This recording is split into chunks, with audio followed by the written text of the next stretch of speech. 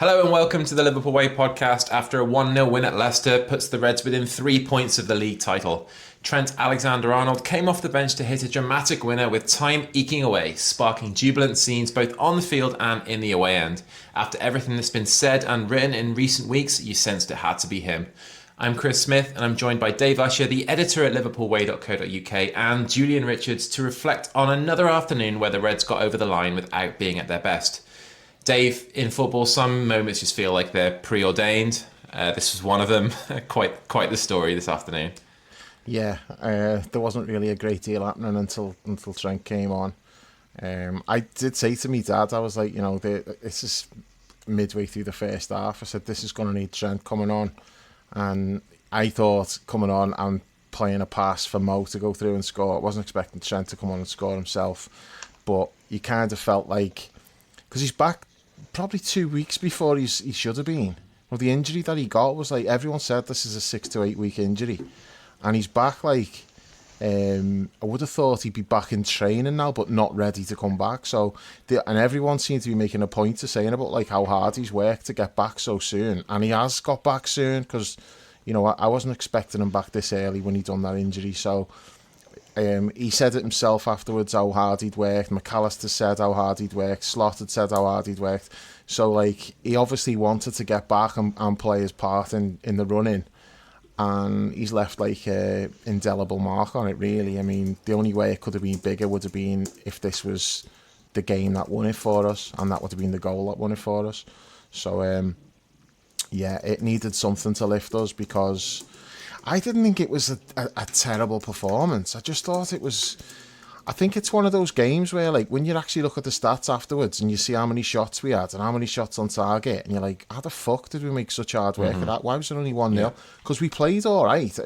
I felt like it was all very slow, and I was wanting us to up the tempo, and I think the chances that we had throughout the game were just sporadic. They were just coming like every 5-10 minutes. There was never like a sustained period where it's like, oh, we're battering them here. Maybe like in the second half, I thought... maybe 10 minutes into the second half, we had like a couple of chances and it felt like, okay, this is it now. And yeah, it didn't really happen, and it was a little bit later on when we got the goal. But the performance, it wasn't that bad, but you've also got to take into context that Leicester are fucking terrible. This is like a really bad team. They're actually, over the last few months, they've been worse than Southampton, because at least Southampton have generally been like quite competitive in the games that they've played. They've not been able to get any points, but there's been quite a lot of games where Southampton have made like a decent fist of it. Leicester have just been shit for months, like really bad. And that's 9 home games now without a goal. That's pitiful. That's like all time fucking terrible. So you got to take into context who we were playing and how bad they are. But yeah, I didn't think the performance was that bad today. It was lacking the goals. If Mo takes that chance early on when he hits the post, and then we put another chance away, and then like it's 2-0 and cruise, and maybe you add a third, and everyone looks at that and goes, yeah, that's exactly what you're supposed to do away at Leicester. So it was more to do with just the fact that we didn't get the goals. But it is a little bit... I'm not even going to say too much about it because I'm like a broken record now. But yeah, the performances are just not particularly inspiring at the moment. But it's just about just get the points, get it over with, and then celebrate. Yep. Jules, just one more win now, barring a unforeseen events in London in midweek with the Palace and Arsenal game. We'll be entering the field at Anfield on Sunday with a chance to become champions.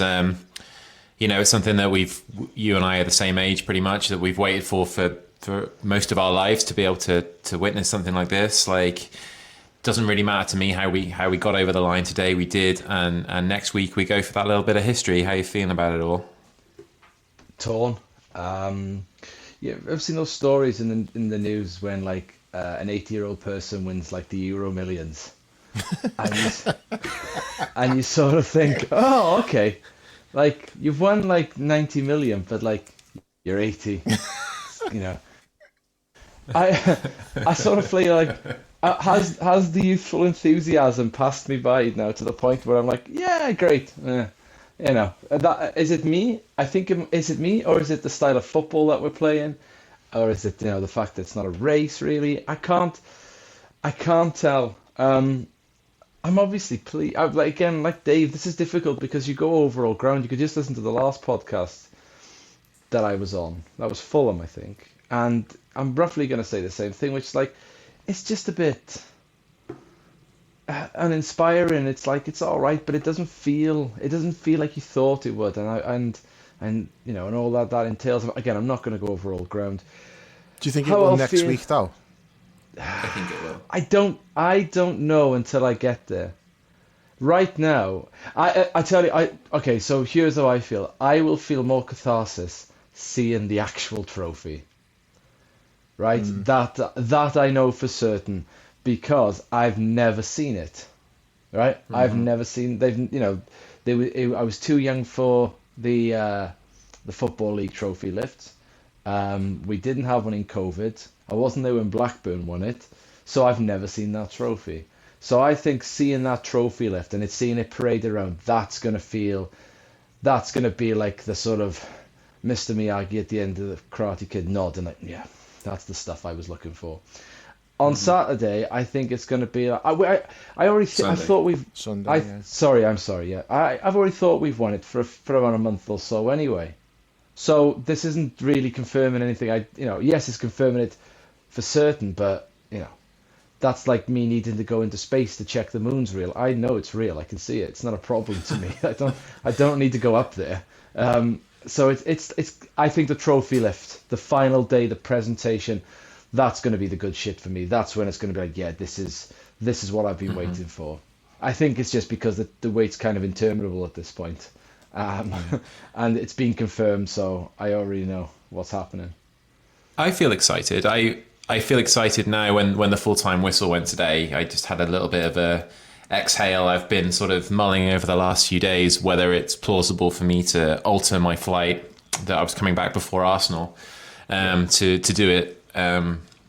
To be there for Spurs is kind of just me being a little bit greedy and having some FOMO really, and wanting to be there to witness the moment it was clinched. And I've decided to do that. I'm going to come back for next weekend's game, a little Friday to Monday trip, and then be back again for Arsenal just before that. So I think next weekend is going to feel. I don't have that much confidence that we're going to beat Spurs, to be honest. Like after today, that would be because I hadn't really even considered that until Spurs, I came to. I know it's Spurs, but it's Leicester though as well. Yeah. Right? Well, Spurs are it's 16th. difficult to have. Yeah. And they're only just ahead of West Ham, so that Spurs are almost the worst of the non-relegated teams. Yeah. They can still go down, I think, because they're. I think they have 36 points, and if Ipswich win their last 5 and Spurs lose their last 5, and there's some weird goal difference shenanigans, I think Tottenham could still mathematically go down. Unfortunately, even though they got beat again at home today, United are safe now. So they could have still Safe gone being down. a very, very loose sense of the word. They still. Oh no, Tottenham are safe as well. They're 16 points ahead, and they have a game still to play this weekend, which Well done, Ange. they'll lose. But United weren't safe until Ipswich lost today. So congratulations. It's kind of fitting though, isn't I it, that guess. they saved themselves by losing at home to Wolves. It was like somebody else had to save them. That's how bad they are. Was there anything more predictable than them losing at home to Wolves today after all of that shenanigans in midweek, where they're back on top of the world again because they beat 10-man Lyon in extra time after being 2-0 up on the night and then going 4-2 down. Fucking hell. Or 3-2 down or whatever it was. They was. Jesus Christ. They could end up in the Champions League. That's so fucking. Yeah, that'd be. It's wild. And It would be ace though. Tottenham could finish 17th and get in the Champions League. Just crazy. It would be funny seeing United in that chat and then finishing how many teams are there in that group phase now? Just finishing 32nd and getting. Oh God. Oh man. Gosh, where were we in terms of? I'll have to tell you this. Stu posted this in the chat earlier that he was out last night with some of his mates, United fans, and he said, like, they were just talking about, like, the state their clubs in. He said, and I was just there, like, just being, like, the voice of reason and just, not rubbing the noses in it or anything. I was like, you know what you should have done? You should have said, I know, I can relate to it. I mean, I'm so bored watching our games, and Mo never tracks back just to see the faces, it's like, with your rich people problems, just complaining about us to a load of United fans. But he didn't do it, but maybe next time. It was like that thing you posted the other night as part of your roundup, the Paddy Power fan denial thing, where that was they were classic. saying I miss mediocrity, and mediocrity was a luxury and all this kind of stuff. Yeah, that might be the best, the best fan enjoyable. denial I've seen. That one, there was just some fucking The belting description of comments in it. Tyndall as a clipboard and a sunbed. Yeah. and someone who looks like he sells crypto to grannies. Yeah, works in a vape shop. Classy. Yeah, he came down to earth a little bit yesterday, didn't he? With Newcastle getting tonked at Villa. Yeah, it's interesting. Like the race for the top five. Forest have dropped out of it now. Like they need to beat Tottenham tomorrow night to get back in. Okay. Chelsea getting spawned that that win last today, minute didn't goal they? today. Yeah. Fucking hell of a strike that was, though, wasn't it? I haven't seen it. I just only know the score. Yeah, It's hard to predict what's going to happen because Newcastle and Villa are both in really good form. So you'd think they're the two form teams you might get in, but then that would mean probably Forest dropping out and then either one of City or Chelsea. It's going to be interesting to see how that unfolds. Ideally, there's only 2 points separating the five of them, isn't there? Third, fourth, fifth, sixth, and seventh. Yeah, I think Chelsea missing out would be really good because of their finances. The last thing we need is for them to get off the hook a little bit with Champions League money. Let them miss out again.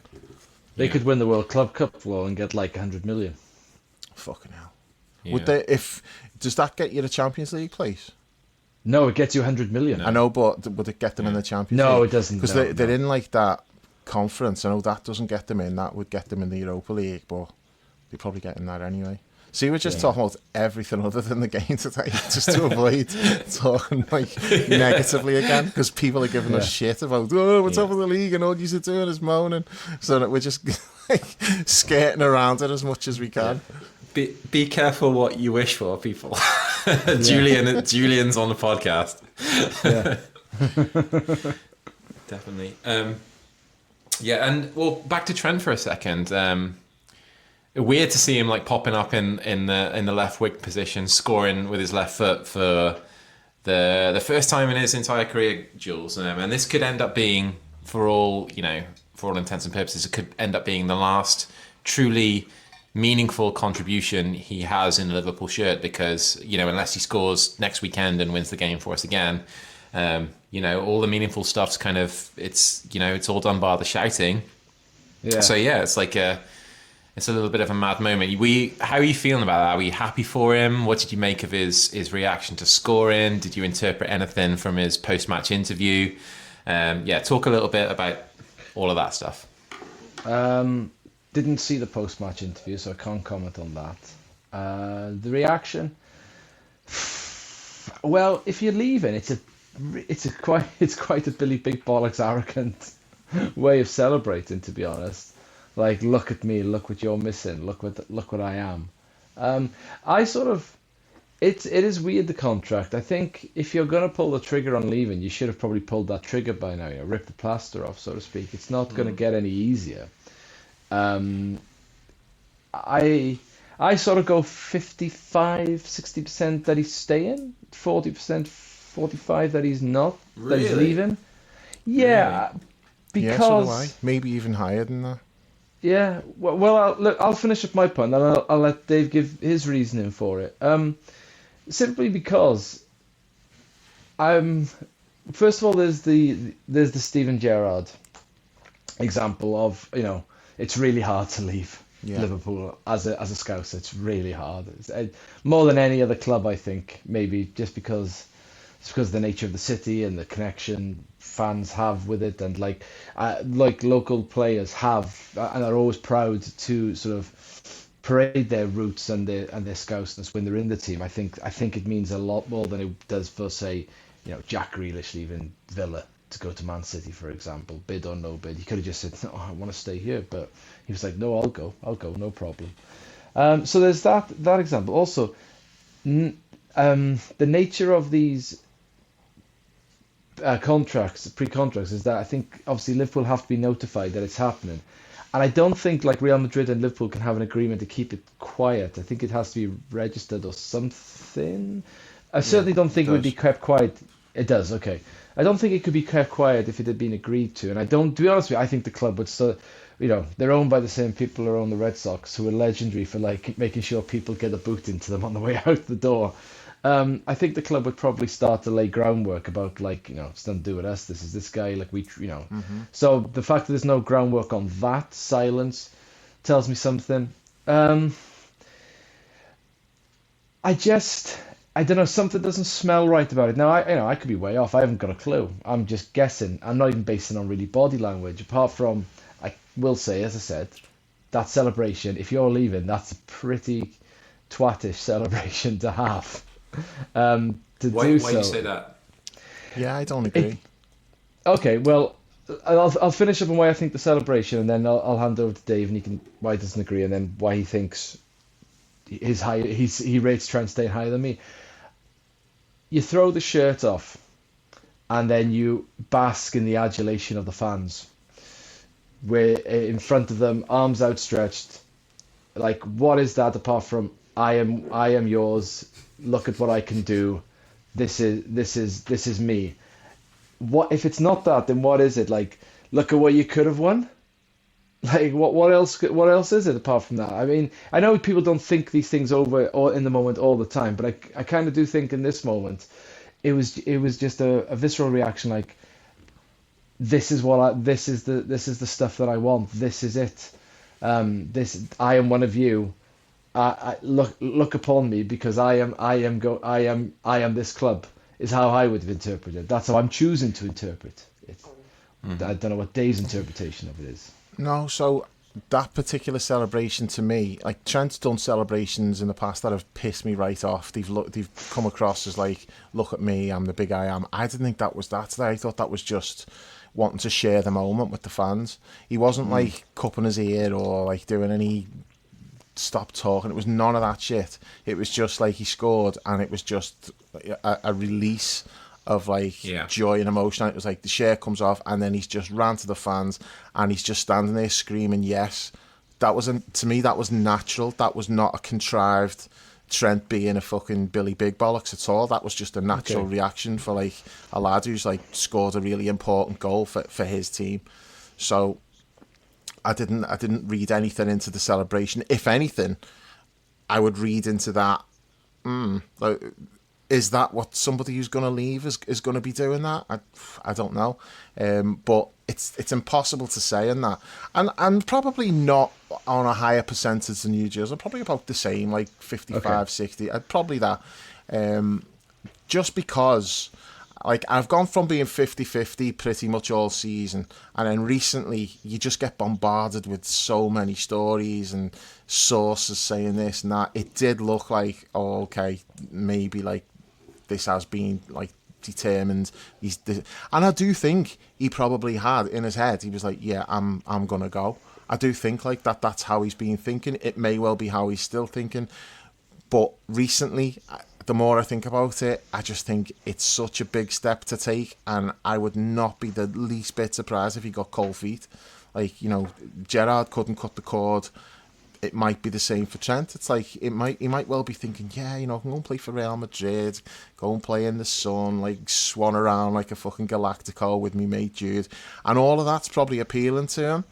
And then it's like when you realise what you're actually giving up and the consequences of that, and then it's like, is it worth it? Because I think he'd be stupid to do it for the simple reason I don't see him going to Real Madrid and spending the next 5, 6, 7 years there and being like, a really important big star for them. I think he'd go there and it'd be like Michael Owen, and then he's scrambling, wanting to come back, except in the meantime, we may have signed another right back to go with Conor Bradley. We may be well stocked in that position and think, you left for nothing. We're not going to go and spend like 30 million quid or whatever they want to bring you back, and the way back may be closed for him. And all of these things need to be in his head. He's got to be absolutely sure of what he's given up. And then if he makes that decision and he goes, okay, but you've got to think it through and you've got to be fully aware of like the consequences of your actions. That's not to say he's not entitled to do it, because he is. He can do whatever the hell he likes, but people can think whatever the hell they like when he does it, and they will. So I just think with the other two contracts getting signed, what's he thinking about that? Like, he's seeing like the fanfare that they're getting, you know, like the social media posts and the fans all loving it. I mean, just think about this. Imagine if like they managed to just they do something with Trent, and like, you know, they've agreed to get the contract signed, and they managed to keep it completely quiet. Imagine the fucking bombshell that they could put out with him signing a contract. Because imagine how fucking big that would be if they kept all like that. I'm not saying this is going to happen. This is just like a what if scenario. If they could get him to stay, like if he decides, look, I can't go through with it, I want to stay, then they've got to agree a contract, of course, which is not going to be straightforward. But, you know, let's just say for argument's sake, they managed to find common ground, get the contract done. That would be fucking huge for them putting that like that. Just that announcement, that would be massive. And I just think like you've got to be careful what you're giving up and how it's going to impact the rest of your life. And I just think if I'm Trent, I wouldn't be doing it. It's not worth it. And I also think if Bellingham wasn't there, he wouldn't even be considering going. And it's like, just take a step back and think, really, I'm gonna give up like what I've dreamt my whole life, because like he said, it's basically to be like Stevie Janowski to Bellingham's Kenny Powers. It's tremendous. But yeah, it is. And you know, this is not like, say for example, say Alexis McAllister plays here for like 5-6 years and runs his contract down, and Real Madrid want him, and he's like, yeah, I'm going to go to Real Madrid. That would be a lot more understandable. You know, someone who's grown up in Argentina probably looks at like Real Madrid and Barcelona as like the ultimate, like that's where you want to get to. And, you know, speak Spanish, his family would be happy. You could see all the reasons why someone like McAllister would be like, yeah, I can't turn this down, I've got to go. Like Coutinho going to Barcelona, that sort of thing. But Trent did not grow up dreaming of playing for Real Madrid. He dreamt of playing for Liverpool. And then as he got older, he was like, those dreams became, well, I want to be captain. I don't just want to play for Liverpool. I want to be captain. I want to be Steven Gerrard. I want to have the impact that Steven Gerrard had. So that's what he's been dreaming of all this time. And then out of nowhere, all of a sudden, it's like, oh yeah, actually, I might go and play for Real Madrid and go and play with me mate Jude. And it's like, think about what you're doing. It's not the right decision to make. You know, to me, it just isn't. I think it would be a big mistake. And it's not easy for a scouser to actually cut the cord and make that decision. So I would not be surprised. Look, I'm not saying that he's definitely staying, or he doesn't want to go to Real Madrid, or he's using this to get a bigger contract out of Liverpool. I'm not saying any of that. He probably is still thinking, yeah, I'm probably going to go, or I'm definitely going to go. But until it's actually signed, anything can happen. And like I say, I wouldn't be surprised if he had cold feet. The one thing I do wonder is there's got to be like a budget for those 3 contracts. I've said all along that they were interlinked. There's got to be a budget for it. And the numbers for Virgil and Mo were higher than I was expecting, to be honest. If you can believe what's reported. I didn't think it would be as high as it was. I didn't think the club would go as high as that on those 2 contracts. I thought like it would be a bit less than that. But because they've gone as high as they have, if there was a budget for doing those 3 contracts, there's not going to be a massive amount left to do Trent. And if Trent's thinking he should be getting like the same kind of money as those 2, which he will be thinking that, because as a free agent, he would be getting a massive signing on fee if he went to Real Madrid or anywhere else for that matter. Plus would be getting like 6 or 7 years younger than those lads as well. Exactly. So I can understand why he'd be thinking, well, if I'm signing a contract here, you know, I should be getting what Van Dijk's getting, purely because I can get that elsewhere because of the signing on fee and everything else.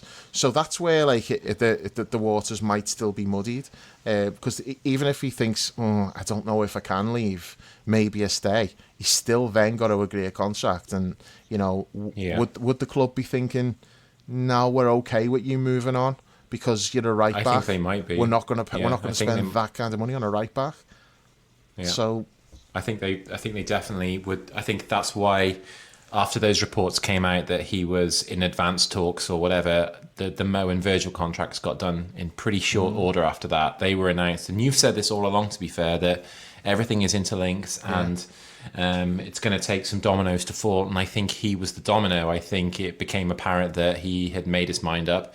And I think, you can never be sure because we're not in his head and he's not talking about it. So it's conjecture entirely. But I think the celebration today was a lad who knows he's going, who wants to give everything he can and have as big an impact as he can in the time that he's still here to help us win this big prize and get us over the line and leave with his head held high. I think he is... I think I do agree that it was a complete release of emotion. He's been sat on the sidelines for... a month now. Was it that the cup finally got hurt? No, it was the PSG game before the cup final, wasn't it? So a few weeks now, just sitting on the sidelines, stewing all this talk. He's seen the Mo and Virgil contracts happen. He's seen probably a little bit of acceptance on the part of the fans. He got a great reception when he came on. I'm sure he was probably worried in his mind a little bit about how his standing may have sort of dropped a little bit. So I think to get that great reception when he came on, his name sung really loudly, and then he'd have been so keen to get off the bench and have an impact on the game. And it turned out it was the most telling impact in the 97 minutes or whatever it was played today. So I just attributed that to that. I'm just glad he didn't rip the shirt off and reveal a Real Madrid one underneath. That would have been a bit of a bummer moment, wasn't it? Massive tattoo on his back of Bellingham's face. Nice. So yeah, I still think that he's going to move on. I also think that there probably isn't a decent offer on the table for him at this point. If that is the case, then when it comes to it, he'll be judged for that decision whether his standing remains as high. But I do think we're not going to know one way or the other until 2 or 3 days after the parade. I think if he is going, it won't come out until after the season is over. Yeah, that's looking likely now. I don't think we'll get any information before then, unless he signs a new contract, in which case, that would be massive announcement for the club. They'd want to do that. Do you know what I was thinking Day about? Of the Palace game. You think, well, when's the best time to do it?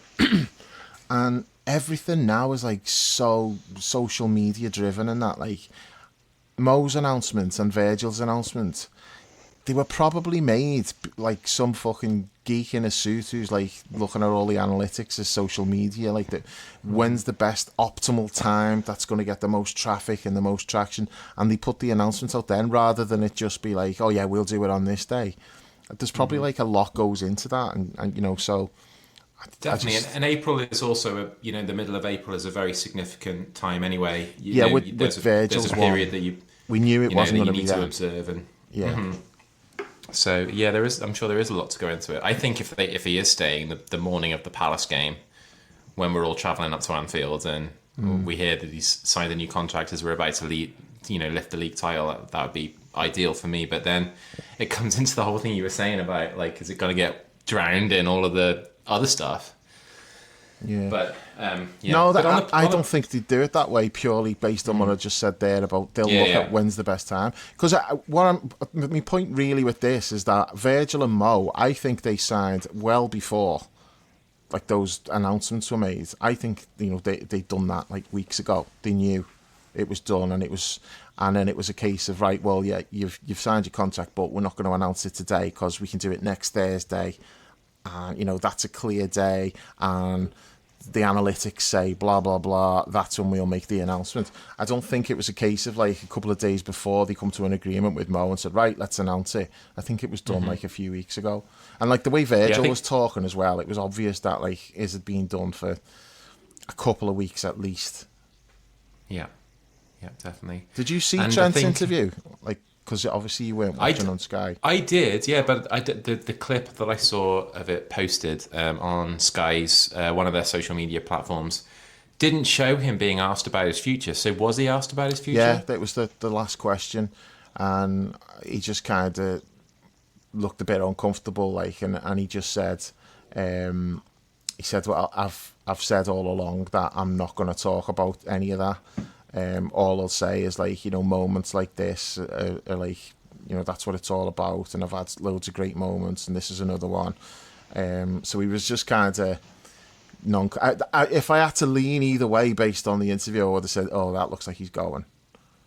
But you could still interpret it either way, as in he just, you know, it could just be like he just still doesn't know for sure what's going to happen.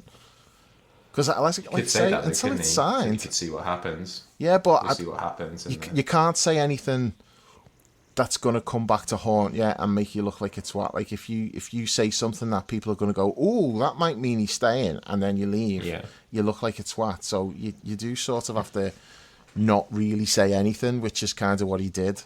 And that's the big difference with him. And we'll get to Virgil later, because we didn't do a Virgil pod for the simple reason, like, me and you couldn't do it on the Thursday, and then I said to you, no, we'll do half an hour on it in the Leicester pod, because at least it's half an hour less of us talking about how we made hard work of beating Leicester, which is exactly what's happened.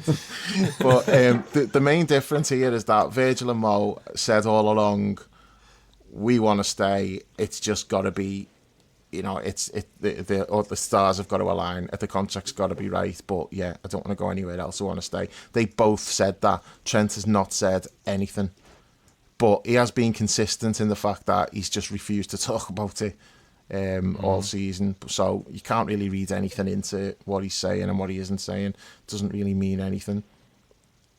Yeah, Jules, if you want to continue on the thread that Dave was on there as well, but I think, you know, while we're talking about Trent, we should probably mention his likely replacement at right back. Connor Bradley got another start under his belt today. I thought he was probably our best performer today. I thought he had a really good game, both defensively. Well, he didn't have much to do defensively, but did what he needed to defensively, and was really sort of intentional in his forward play. And on another occasion, he might have had a goal today. So.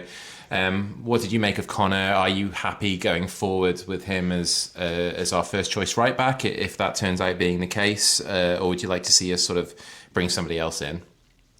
Wasn't someone firing strays at him? Oh no, they're not strays that they fired at him. Someone having a pop at him in the chat, Dave. I can't remember. Was Dan. Dan, all right. He had a wobbly first 10 minutes, like Mama Vidi, or I don't know, is that right? So Mama Vidi, who cares? I don't know. Yeah, he went past him a couple of times, but he's a dangerous player. Like he can't beat people 1v1. So Connor had like a little bit of a ropey start, but yeah, I thought he had a really good game. Yeah, I'm definitely happy with him being not the first choice right back, because you need another right back. You need two, and I'm happy for him to compete with it. To compete with whoever comes in, should they come in. Should no one come in, I would still be happy. My biggest concerns with Bradley is fitness more than anything. He's dynamite going forward. He's incisive, explosive. Something else ending with iv. Positive. Addictive. He's good going forward. That's not a concern. Defensively, I think we all probably agree. Defensively, he brings more to the table than Trent does. Albeit it's a learning curve with someone of his age. So I think mistakes will still happen. Not big glaring mistakes, but like positional mistakes and maybe not getting close enough, tight enough, getting the foot in when you were tracking your man. That kind of stuff that comes with experience. So I don't have any. If he was playing for another team. Not one of the big six, because we wouldn't be signing him. But if he was playing for like a mid-table team and playing like he does, we'd all be like, he's good. We should be looking at him to bring him in. I think, which is the only thing you can say, right?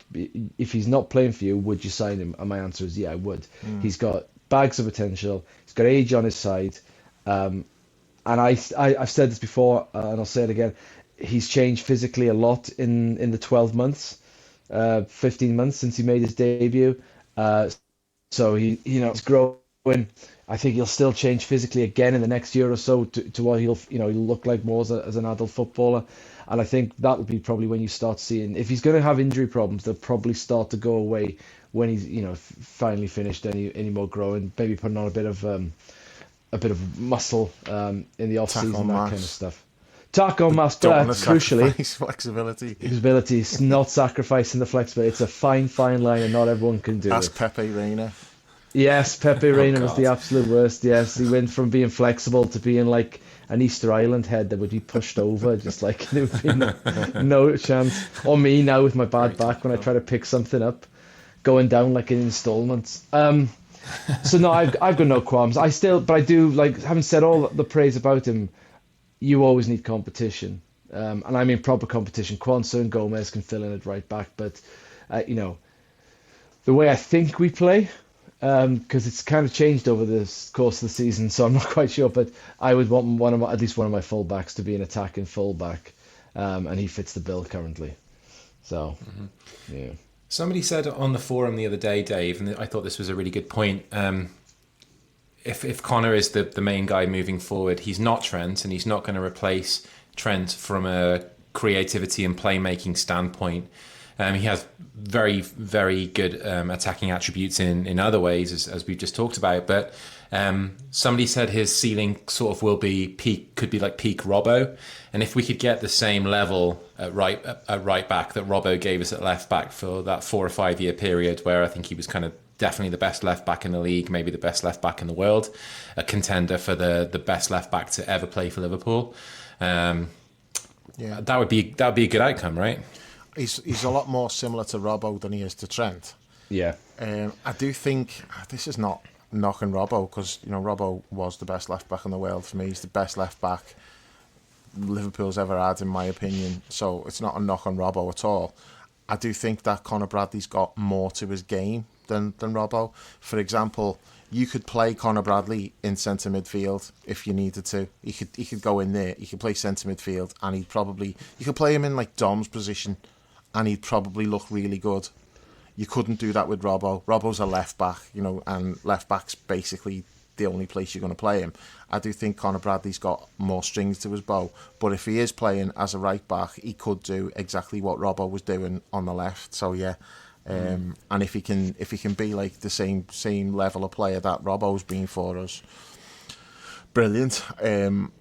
If Trent goes, we've got to sign a right back who is good enough to be first choice. That's not to say he will be first choice, but competition. You can't be signing someone as a backup and putting all your eggs in the Conor Bradley basket. You can't do it, because he's had hamstring injuries. Like the injuries he's had are ones where it's a bit of a red flag. It's like, ooh, another hamstring injury. So I agree with Jules that we're hopeful that they will go away when he finishes developing. That's the hope we all have, because I do think he still has got a bit of growing to do. I feel like he'll end up like Steven Gerrard build.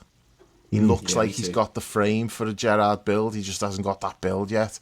So hopefully that's where he ends up. And, Stevie had loads of issues with injuries when he was younger.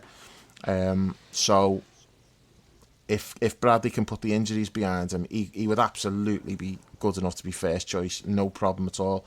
I'd have no worries about him replacing Trent in the team. But because of the injuries, now you've got to sign somebody who is at the same level and let them fight it out.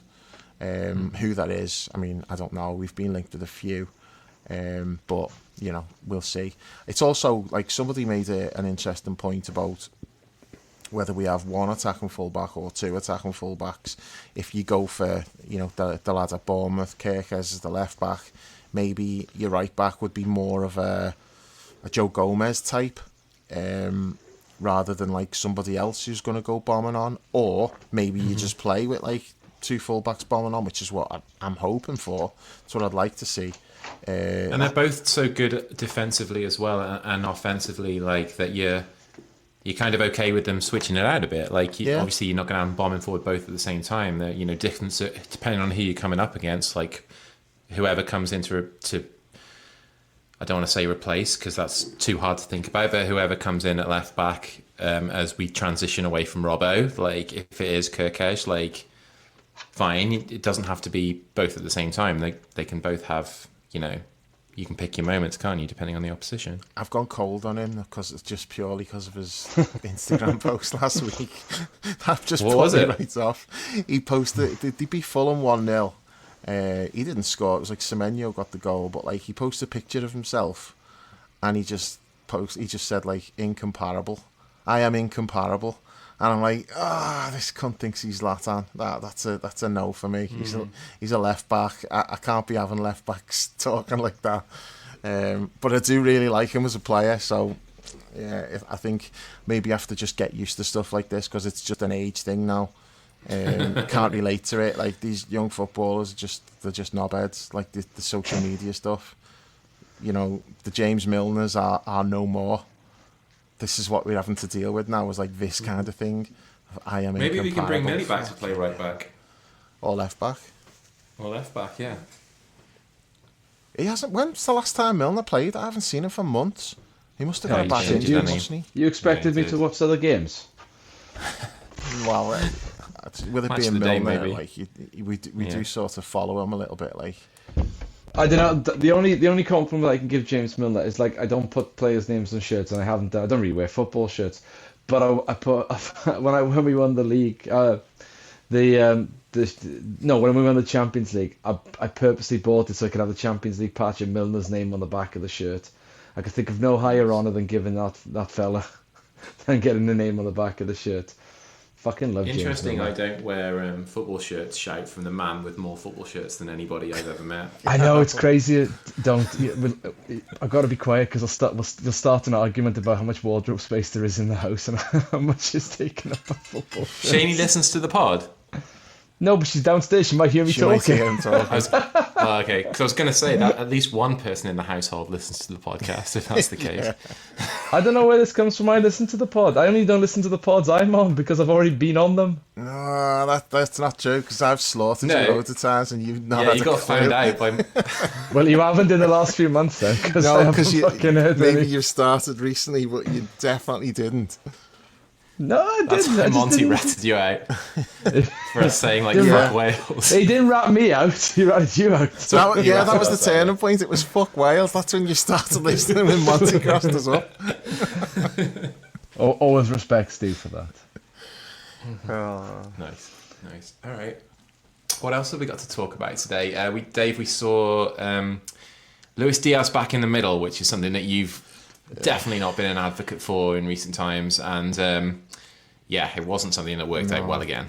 Not even, again, it's not even a criticism of Diaz, because I thought like he did his best. He was trying to get involved. Yeah. He was one of the few that was trying to inject a little bit of energy and speed into the game, but he just can't do it from that position. He needs to be wide, get him on the ball and in the areas where he can do damage. He just ends up like coming deeper and deeper, and it just doesn't work. I don't know. What does it say for? I think we all know the score with Nunez, but what does it say for Jota when Diaz is starting in the middle as well? I don't know. I don't know what he wants from a striker. He got asked in a press conference, and he just said goals and pressing. He said the short answer is goals and pressing. He didn't give the long answer.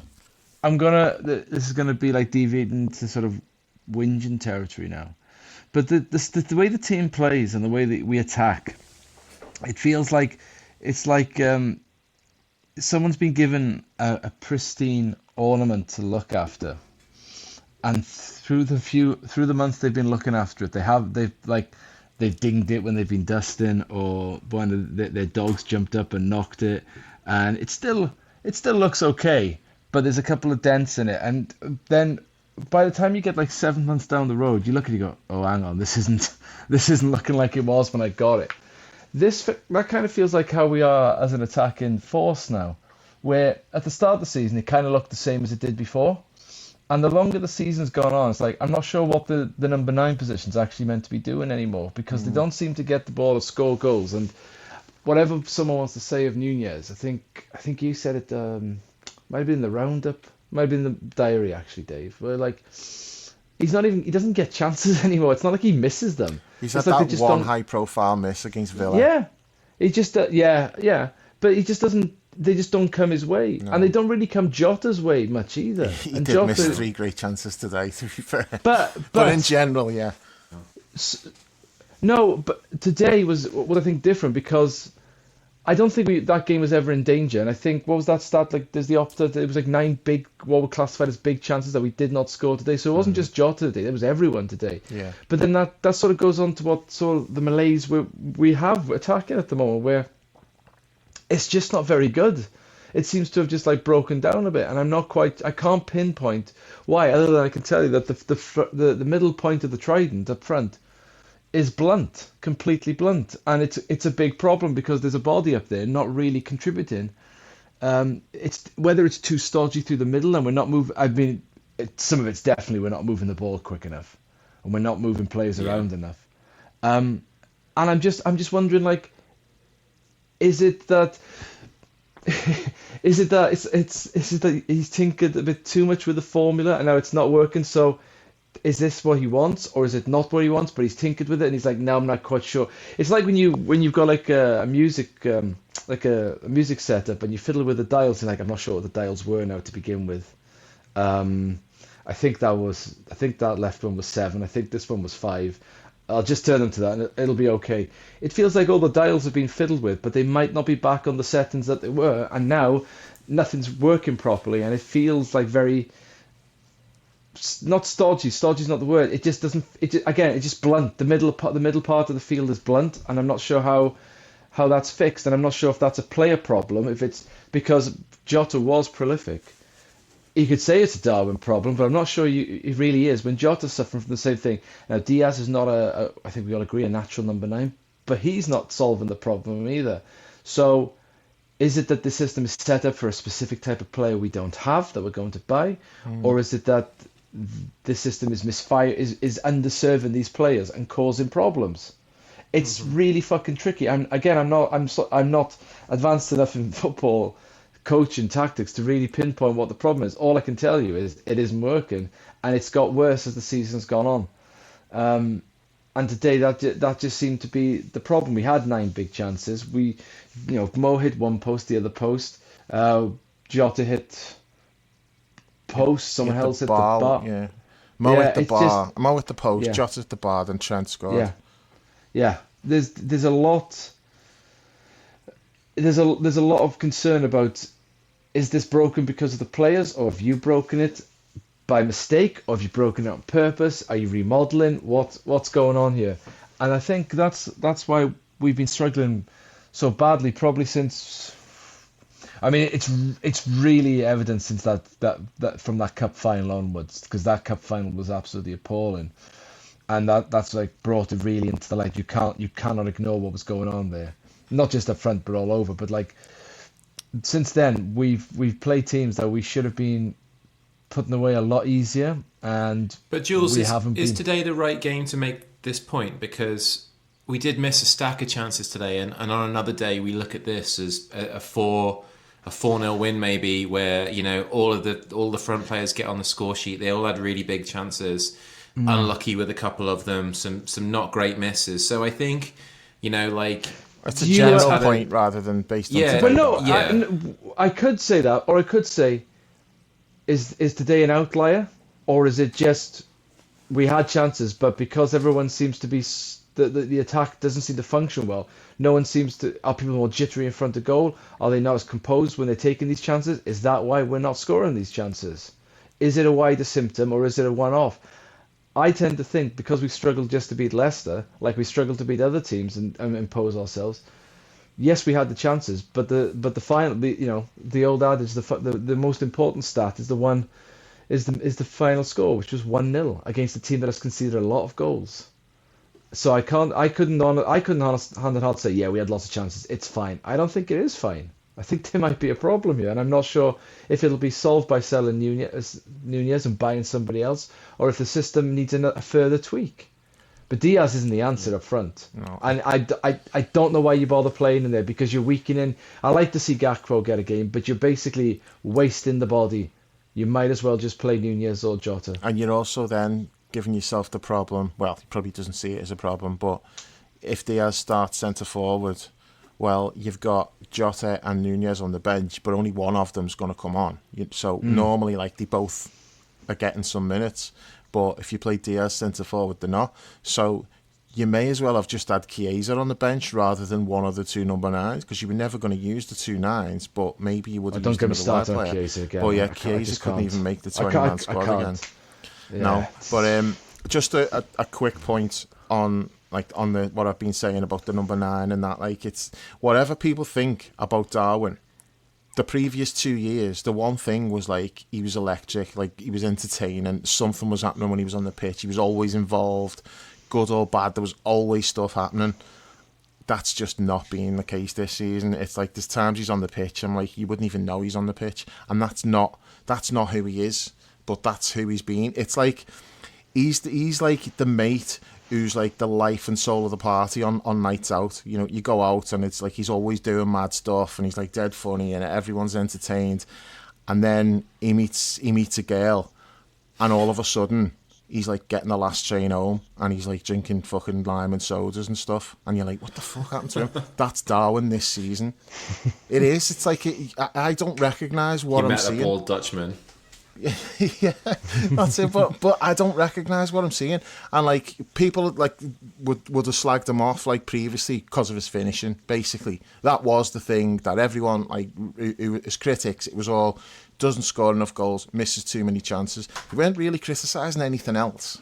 But then this season, it's like there's times when you're like, it's pointless in being on the pitch. He's not getting the ball. He's not getting chances to do the things that he's good at. He's trying to be like the good soldier. He's like tracking back and he's like trying to do the press, but he's not doing the things that he was bought for, the things that he's good at. And he's just like an absolute shadow of like the player that he was like the previous 2 seasons. And he probably can't wait to get out now, just because it's just miserable. It just looks miserable. But don't talk about Nunez then. Talk about Jota. Well, Like, Jota, take that out of it. the Jota thing again. Like he started the season and it looked okay. Like you thought, yeah, there's something here. You know, he scored a few goals early on, didn't he? And then obviously injuries don't help, but it's not just the fact that he got injured and takes a while to get his form back. There's more to it than that. Like the team plays a certain way that it's very wide player centric. So like the chances and the goals mostly come for the wide players, and that's all well and good if your number 9's like a Bobby who facilitates all of that. But when that's not what your number 9's are, then they're going to struggle. Like it makes me laugh when like people are going, oh, go and sign Isak, go and sign Isak. He's not coming in and putting up the numbers he's putting in at Newcastle unless we change how we play. And that's not even a criticism, because we're winning the league by playing like this.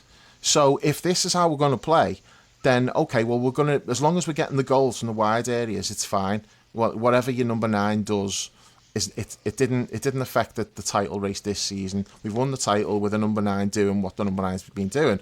But I just think, okay, you need to get a number 9 who does exactly what you want him to do, instead of like trying to get somebody who's not really suited to that, trying to get him to do it. So if that's not Darwin, if it's not, I know that we don't. And he did get asked about it, and he said, "Do you want the long answer or do you want the short answer?" And the guy who asked the question should have said the long answer. Now he may well not have given the long answer, but at least try and get it out of him. Yeah. But he just went, "I'll give you the short answer." He said, "For a number 9, I want goals and I want someone who press well." I'm like, that's not.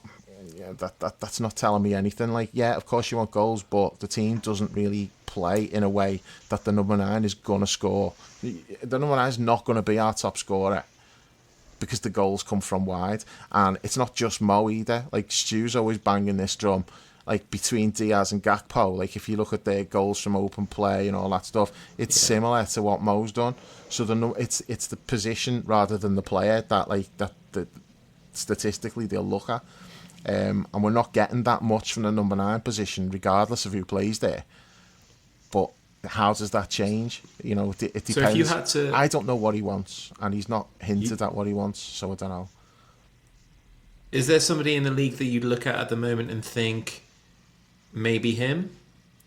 No, because I don't know. Like, it depends on what... If you say to me he wants someone who's going to drop off and be a dribbler and create their own chances, well then you're looking at somebody like Cunha, who I'm not saying I want us to sign him, but if that's the profile of the what he wants in a number 9, well then somebody like him might be a good shout. If he just wants like a boss number 9 who's going to do a bit of everything and get goals, well then I'm not saying like I'd pay the money for Isak, but somebody like Isak, then that's what you're going to be looking at. But I don't know. I don't know what type, what the profile is of what does he want from his number 9, like tactically, or is he going to adapt the way we play, and he wants a certain type of number 9 to get goals, but we'll have to change the way we play for that to happen. So the summer's going to be interesting to see like how he approaches that. We're not going to know what type of number 9 he wants until he signs one. Yeah.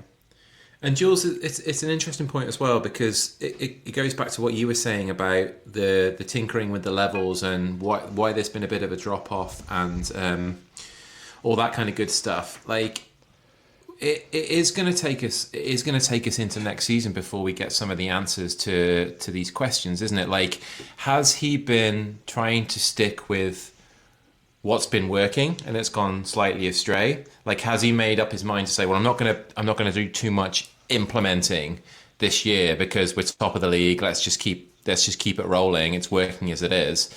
And then we get the full pre-season next year, a summer with all the players together and whoever's brought in. And then we might get more of an idea of what this Arne Slot style is, where, he talks about being very similar to Jurgen's style, which is evidently not the case at all. As you say, it's got further and further away from that as the season's gone on.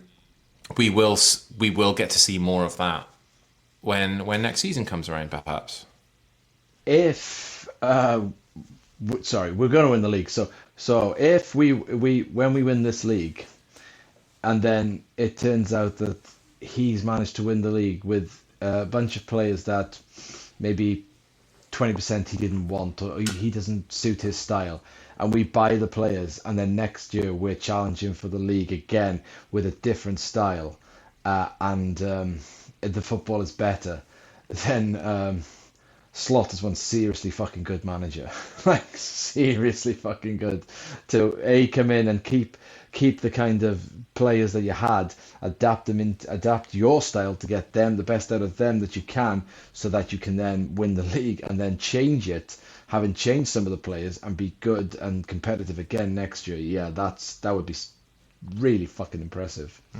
I'm not sure he can do that, but if it happens, if that's the plan, then fair enough. I don't.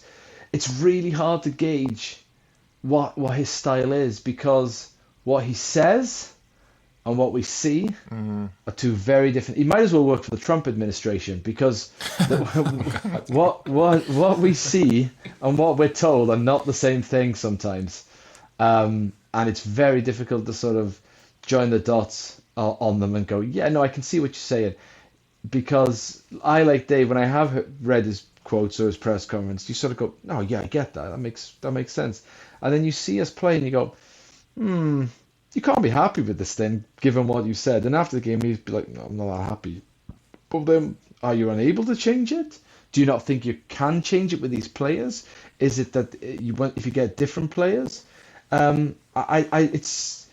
The only thing I can say is reiterate what's already been said. The summer will be really interesting. What players we look at. Again, I would imagine most deals are already in place, per how this club works these days. They've probably targeted. They've probably made the negotiations.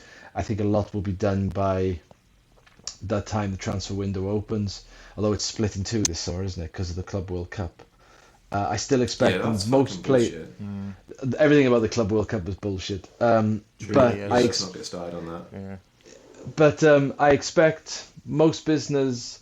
The club likes to have most business done before we have the pre-season. They all go on the pre-season tour. Like they might not all be done before we can reconvene for pre-season, but they're usually done before we fuck off to some far-flung land. Avoids the desperation tax. Yeah. Yes, it does, and it gives them more time. I mean, obviously Klopp was always big on it because it got them integrated into the squad a bit more, and I think that's the correct method. So, if that, I just can't. You'd be striking gold twice, right? With managers, if you get a manager who's that proficient, it's like Klopp could do it. Klopp took the players that he had left over from the Rodgers era, got us to 2 cup finals with it, changed the style of football to something at least exciting. It was wild, like the games at Norwich and stuff like that. But he did it. Now it's gone the other way with Slot, where it's gone from exciting to a lot dull. And I'm not sure if that's by design or if it's just like I'm trying to tweak this into a style of football, but these players can't do it. And I sort of look at the squad and go, well, who's not adaptable? Like I think McAllister's adaptable to any style. He certainly adapted Gravenberch, although he's overplayed him, and now he's not as effective as he was at the start of the season. Virgil's role doesn't really change. The centre backs change. Alisson's obviously doesn't change. So where is the style? Where is the change of style that he's adapted? That's changed from Klopp to him. Where's the adaptation, and where's the adaptation going? It's in some parts it's so minute, so minuscule that I can't work it out. I can't see it, but it's definitely changed. It's like I spot the difference. I know something's different, but I cannot pinpoint all the differences. The clue tells me there's 10 differences on this fucking puzzle, but I can only find 9. Are you sure you've not misprinted that? There's 10. It's that kind of thing. I know it's there, but I can't see where it is. It comes back to summer is going to tell us a lot, because you won't have another summer of no ins and outs. There's going to be ins and outs. I'm not sure I'd subscribe to Paul's theory of how many ins or outs there might be, but there'll definitely be ins and outs. And I don't think pre-season will tell us anything, but it's baffling to me, really. It's absolutely baffling where we're going, because if it was getting better, I wouldn't give a shit, right? And who'd give a shit? We're still playing good football. It's exciting. We're scoring goals. We're winning the league. I don't give a shit. But I think we're all asking these questions because it's not getting better. The style is not getting better. It's getting worse, and it's in some cases it is quite dull to watch. It seems to be nullifying our attacking instincts. We're not scoring as many goals. So Nullifying the Anfield crowd as well. it is definitely null. I mean, I to be fair, so on that, I will say I think the moment Klopp left, that was always going to happen because he was such a coordinator of the crowd. Yeah. His antics on the touchline, whether he was G'ing up the main stand, wrong stand to G up, but G'ing up the main stand or remonstrating with officials, I think that would get the crowd going as well, right? So I knew that would always drop a little bit. I knew that it would not be the same. But because before him, it was shit. Yes, it was. Crap so for decades before him. So yes, he was. That was the only reason it ever got good, really, apart from the odd night here and there. And it's reasonable, right? Come on, you both must have expected it to drop off after Klopp left. Doesn't matter who came in; it would have dropped off because that. So because the new guy can't be like telling the crowd what to do. No, whereas Klopp had the gravitas to be able to do that. Like you can't just come in, replace Klopp, and then you've got some knobhead in the main stand like moaning at the team. Slot's not going to turn around and single him out and go fucking shut up the way Klopp did. He's got a different personality as well, right? It's a completely different personality. He's not that demonstrative. But even if you are, you've still got to earn your stripes. You can't just he has now because otherwise you're fucking Ange Postecoglou. Well, he has now because he's won us the league. Yeah. So in theory, he could start doing it, but I still don't think that's his thing. No. Either way, I expected the crowd to drop off. But you're right. What's happening is you're losing the whirlwind fast starts, the pressing, the roar of the crowd. It starts, and then after 10 minutes, it sort of subsides, and it becomes a smattering of chance here and there, and it is sort of reverting back to the mean before Klopp, and that's a concern too. Away fans were fucking great today, though. I thought, they were so vocal throughout, and a few of the chants you don't hear very often. Like, I've never heard that Liverpool Hallelujah chant before. Is that an Easter thing? No, I don't know. I don't think I've heard it Had either. either of you heard that? I can't even remember what It's what not, tune it was to, but not one I'm familiar with. yeah. I mean, I know we do "O Come All Ye Faithful" around Christmas Yeah. time, but I'd never heard us have an Easter chant before. I assume that's Can what's I that just say made as of. well that this season's Vogue chant is not the most lively chant either. It's not. It's Yeah. not one that gets the blood pumping. So in the past we've had the LA. I can't think of any others right now.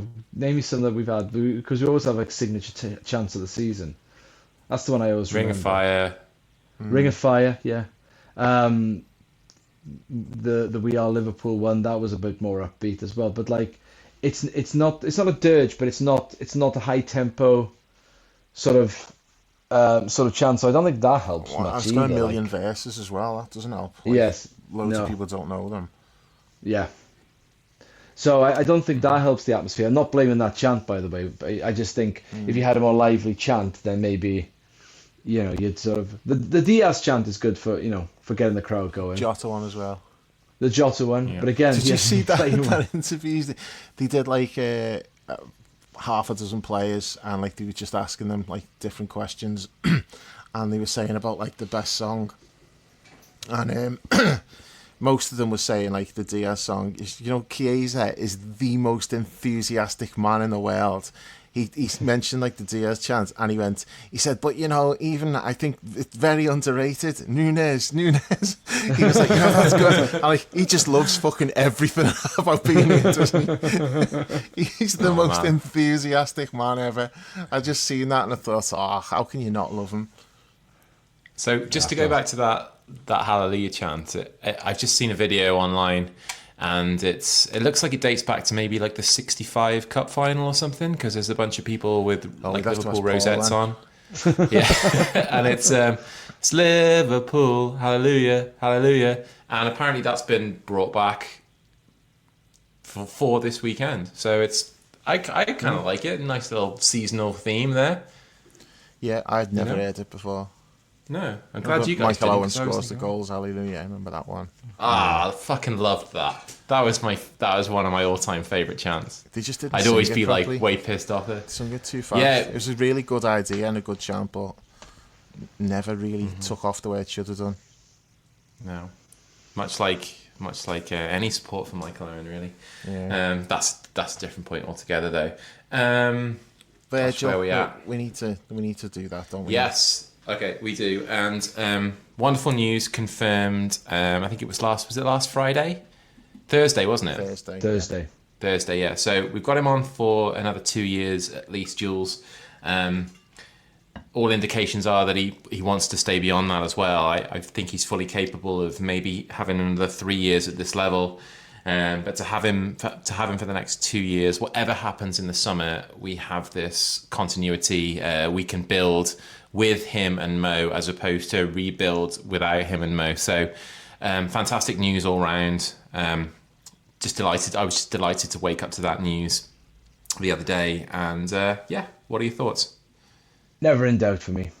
Never thought he was leaving. Always thought it would get done. I'll be honest, part of what Dave said much earlier in the season, that like all these three contracts were entwined. Once Mo was done, which again, I didn't think he was leaving either.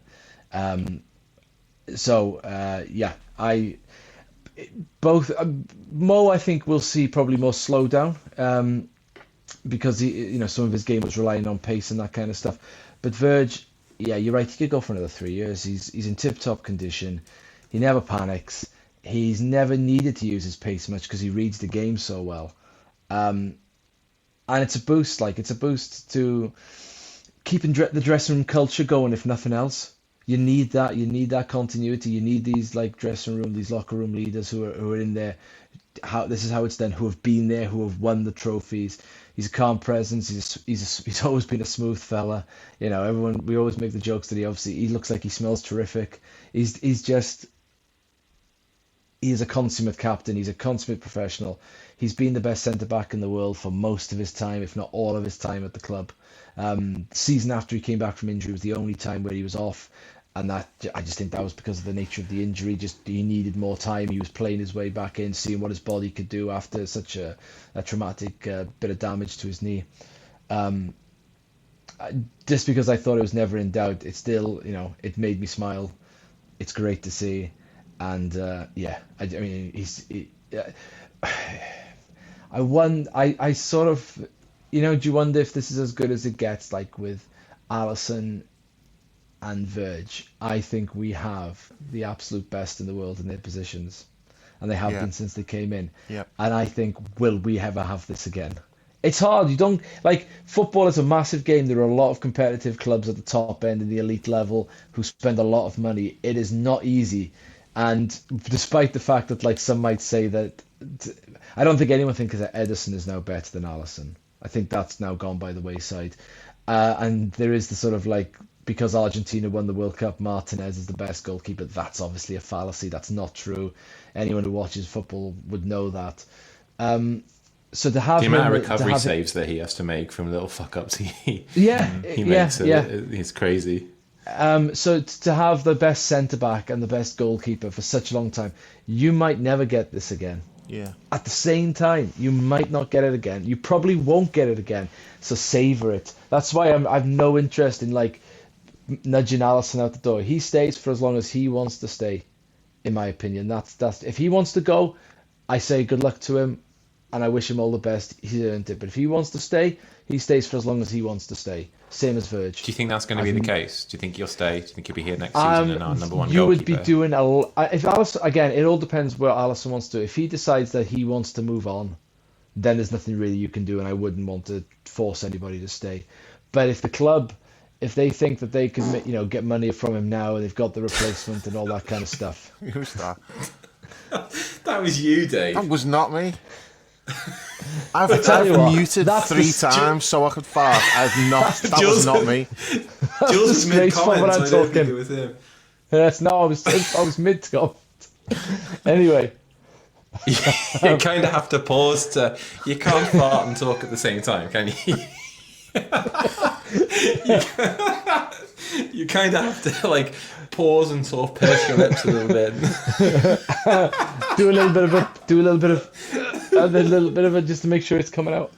Where was I? Yeah, so I'd be quite upset if he's going because it's more the club than him. I'd be quite upset by that. But that's a question for the summer. I hope he's not going anywhere because again, the same with Verge. You're not gonna. This is as good as it gets, and you should all appreciate it for as long as you can. Mm-hmm. Yeah. Oh, I got the giggles now. Dave, some comments on Verge from yourself. So I agree with everything that Jules has just said. To add to it, I'd say a big thing for me is that, there's a lot of talk. I put this in, I wrote it in the diary this week, but for anyone who's not read it, I'll just repeat myself again. There's a lot of talk all season has been like, Virgin Mo will probably stay because, it's not like with Trent where he's got Real Madrid chasing him. Virgil could go to any club in the world. If he let his contract run out and just invited offers this summer, he would have every club wanting him. So this notion that Trent's got a choice between Real Madrid and that's why his head's turned. Virgil had the choice of anywhere he wanted because there's not a club in the world that would not have wanted him if he was available this summer. But he only ever wanted to stay here. And when he said that, it was always Liverpool. That was not just some cheesy cliched line. That was a fact. And he's on the record so many times throughout the season when he was asked about the contract. He only ever wanted to stay. We all knew that. And I think that's a big thing because he could have gone anywhere and he never wanted to. He's only wanted to be here. Same with Mo. To a lesser extent, I don't think Mo would have had the same amount of options that Virgil would have had because, who wouldn't want Virgil van Dijk? He's still got 3 years minimum of being the best. He's the best now. He's been the best for virtually his whole time here, as we've said. And that's why for me it was always the most important one to do, because it's the hardest to replace. So it's not about like specifically the individual. I think me and you had this conversation on the pod, Chris, a while back about Virgil and Mo. And my reasoning is you cannot replace Mo Salah. I'm not saying you're going to go out and get another Mo Salah. But you've got 3 strikers. So you can go and sign someone who's going to do like a good job in Mo's position, and then you maybe sign 2 more. So you're basically looking at Ian Rush leaving, Barnes, Beardsley, Aldridge coming in, and you don't miss a beat. Not because you've replaced Ian Rush with someone better. You know, that Aldridge wasn't better than Rush, but we did it differently. You can't do that with a centre-back. You know, Virgil leaves. Whoever you bring in is good. There's going to be a drop-off. Even if you get someone who's really good, they're not going to be Virgil van Dijk. And you can't make up for that with like, oh, well, maybe if we sign like a right back and a left back. No, because you've already got good players in those positions, but there's only one Virgil van Dijk. He's been the best in the world for his entire time here, as we're saying. He's still the best in the world now for me. And you can make a case, I've said this before as well, you can make a case that he's our greatest ever player. No one will say it because he's a centre-back, and it's just not, you know, no one's going to say centre-back's like the best player we've had. But in terms of world standing and being the best at what he does for that period of time, you can also make the same argument for Alisson, by the way. You know, again, nobody's going to do that because he's a goalkeeper. But it goes to what Jules just said there about you've got Alisson and Van Dijk, who are both the best in the world at what they do.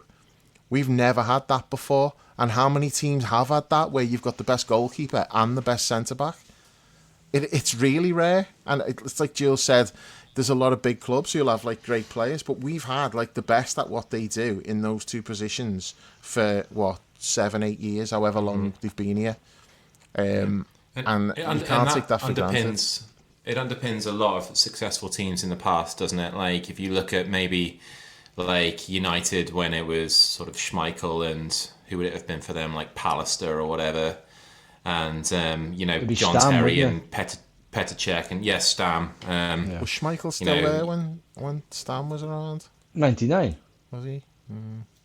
Okay. Yeah. Stam was there in 99, wasn't he? I don't know, to be honest. Yeah, he was. Yeah, I think. But it gets you a long way, doesn't it? It's like almost half the battle to have.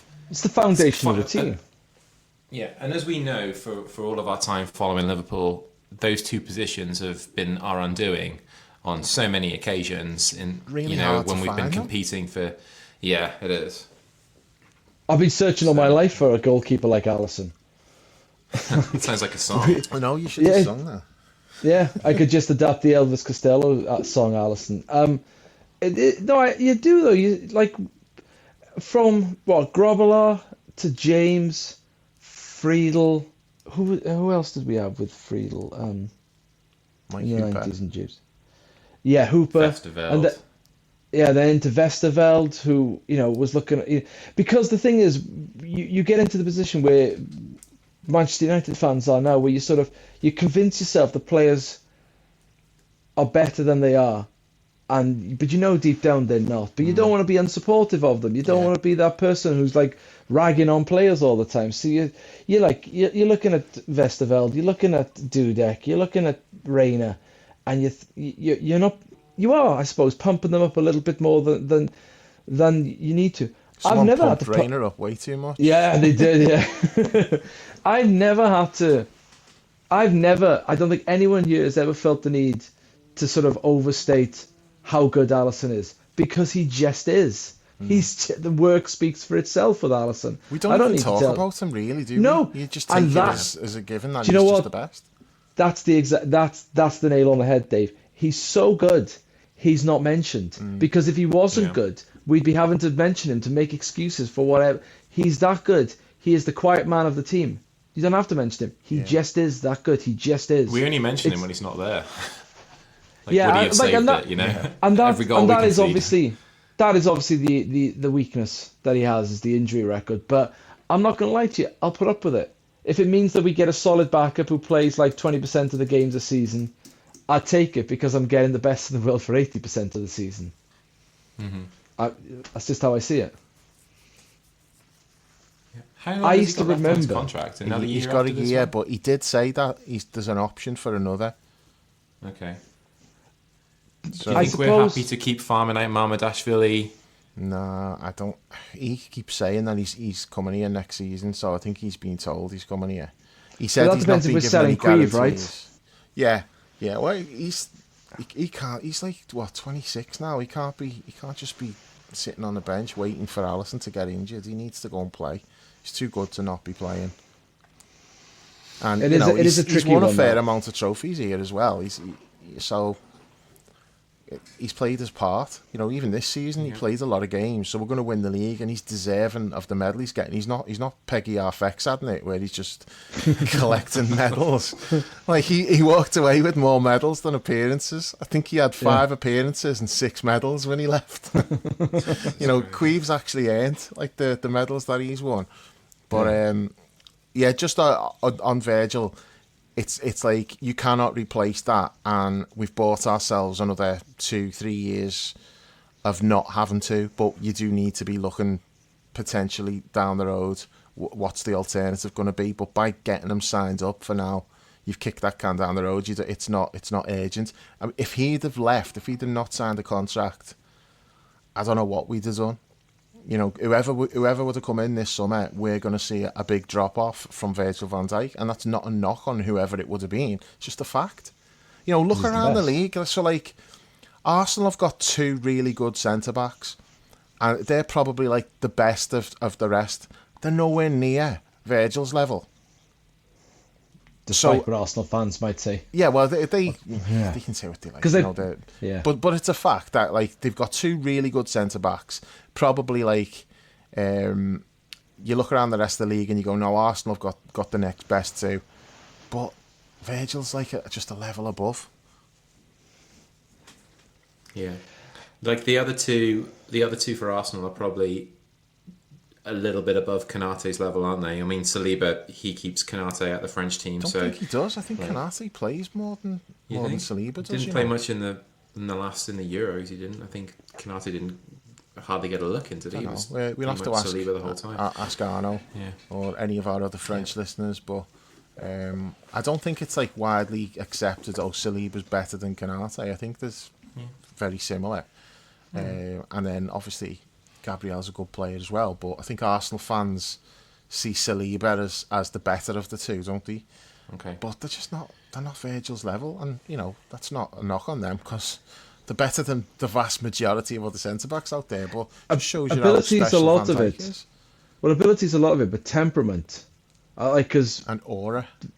Well, the aura can chase you down when you're not even looking. It's like some shadow beast that just gets you without trying. But the temperament, he's more or less unflappable. You can be a great defender, but you need the temperament as well. You're not prone to rash decisions or anything like that. And the passing as well. Oh, yeah, the passing. Well, yeah. Again, he's a special player, and the only thing is, like, you buy 2 years of him, you hope that whoever you're playing alongside him and whoever you start to bring in can learn from him. But I just don't know if you can learn temperament. That you either have that or you don't, and that's like you can't learn aura. That's for sure. You certainly can't. It's the X factor, right? You just can't. You can't teach that. You could be 7 feet tall and teach that exactly. I'm all in on the Bournemouth kid, by the way, that Hoyson. Spanish, isn't he? Yeah, but I liked him anyway. I thought he's a good player, but he did an interview this week and they asked him who's the most underrated centre-back in Premier League history. And he said Joel Matip, and I'm like, yep, he'll do for me. Done his own work there. It's like the opposite of the Kirkes effect. Yeah, Joel's like the forgotten man. Like he never got the respect he deserved outside of our fan base. So yeah, it was just nice hearing somebody saying, "Oh yeah, Joel Matip, he was brilliant." I'm like, yep, that'll do. Get him in.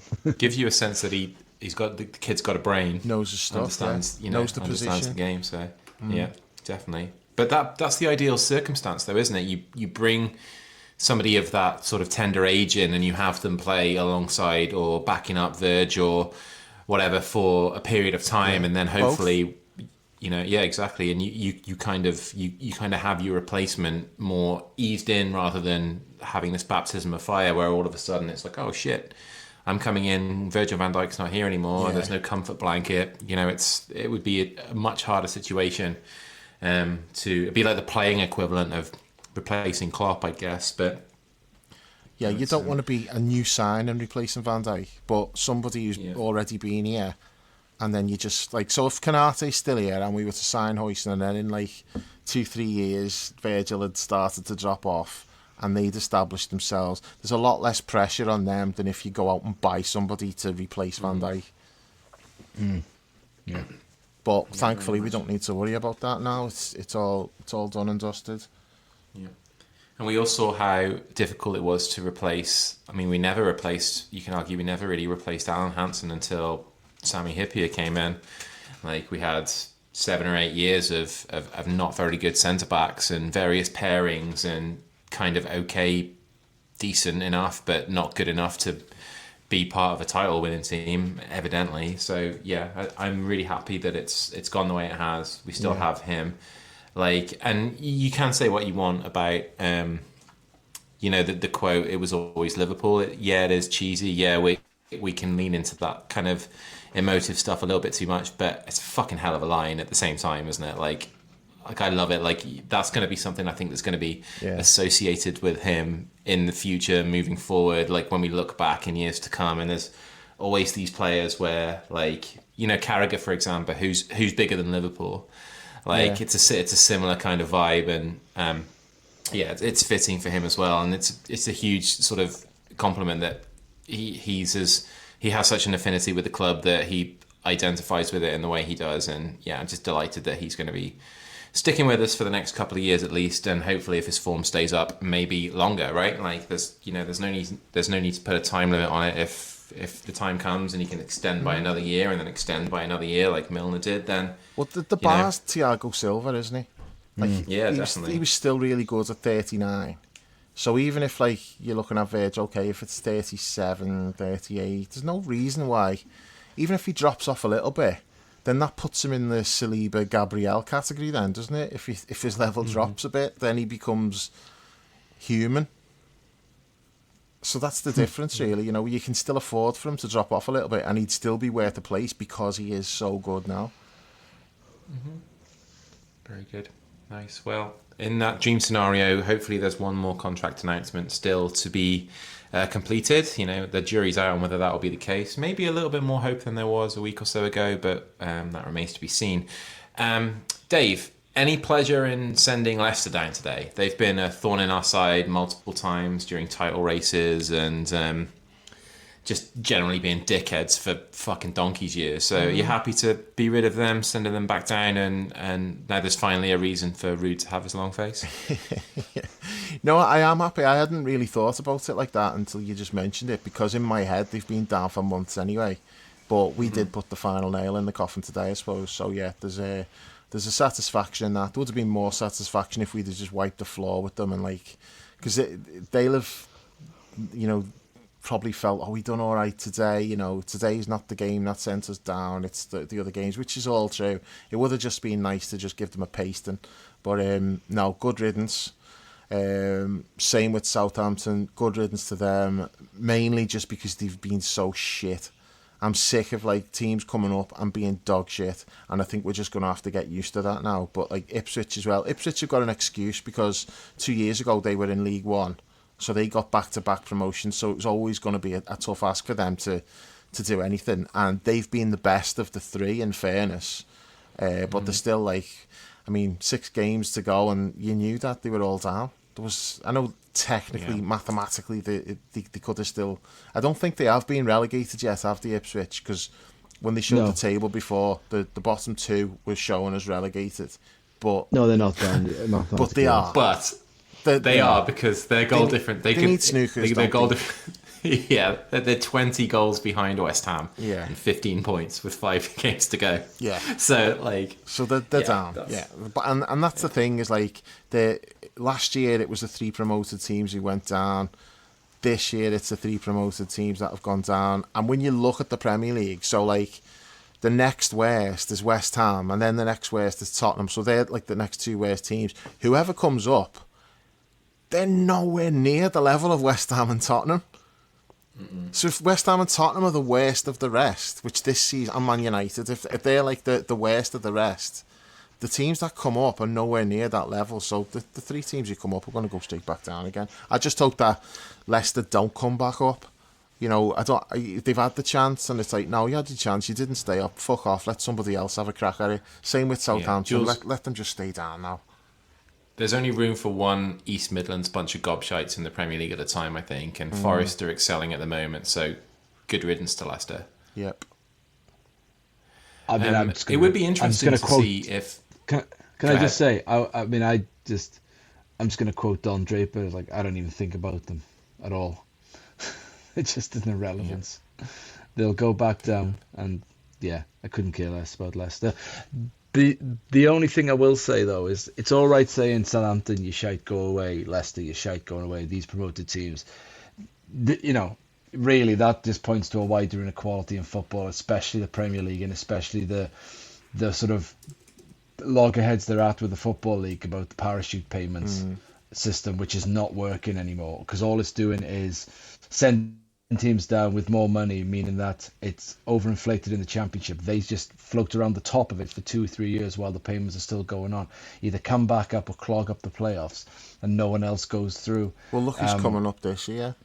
Yeah. There's a you can say what you want. It's easy when you like follow a top club to ignore this stuff, but there is a real problem with the way that money is distributed in football, from the top down.